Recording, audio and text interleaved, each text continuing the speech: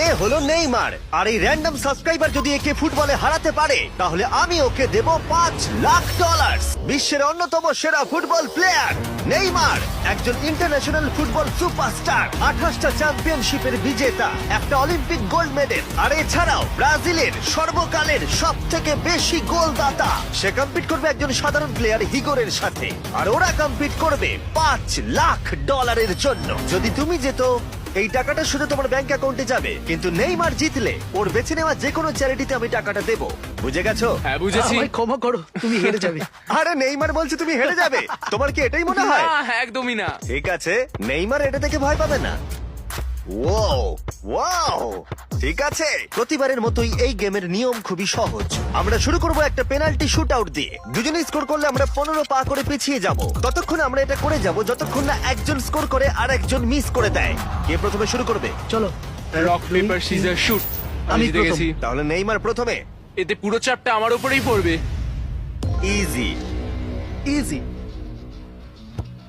ঠিক আছে, আমরা দেখলাম দুজনে স্কোর করলো, কিন্তু এবার আমরা 15 পা পিছিয়ে যাব। ও নেইমার এবার সিরিয়াস হচ্ছে। তোমার এবার ভয় পাওয়া উচিত, ও কিন্তু জুতোর ফিতে বাঁধলো। প্রথম 4টে শট নেইমারের মতো বিখ্যাত ফুটবলার কখনোই মিস করতে পারে না।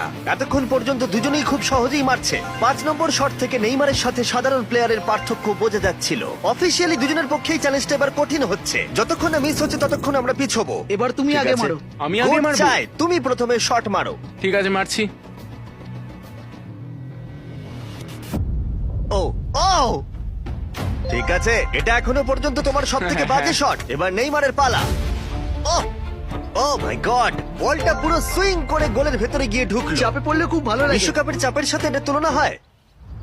না, বিশ্বকাপে আরো বেশি চাপ। দাঁড়াও দাঁড়াও, তুমি শট মারার আগে তুমি $5 লাখ চেকটা ধরো। নিশ্চয়ই। তুমি এটা গোল করলে আর ও মিস করে দিলে এটা তোমার হয়ে যাবে। তুমি নেইমারকে হারাতে পারবে, ঠিক আছে? ভরসা রাখো। ঠিক আছে। ও না, নেইমারকে এটা গোল করতে হবে। যদি ও মিস করে তাহলে তুমি সুযোগ পাবে। মিস করো, মিস করো প্লিজ। দাঁড়াও ভাই, এদিকে একটু সরে এসো। এই গোলটা তবেই কাউন্ট করা হবে যদি এটা বারের মধ্যে লেগে গোলে ঢোকে। না ঢুকলে এটা গোল নয়।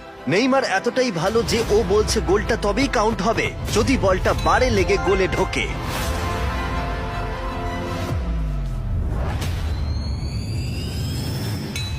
ও ভাই আর মিস করো না, আরে সত্যি মিস বলছি, করো তুমি না ভাই, পারবে। চলো।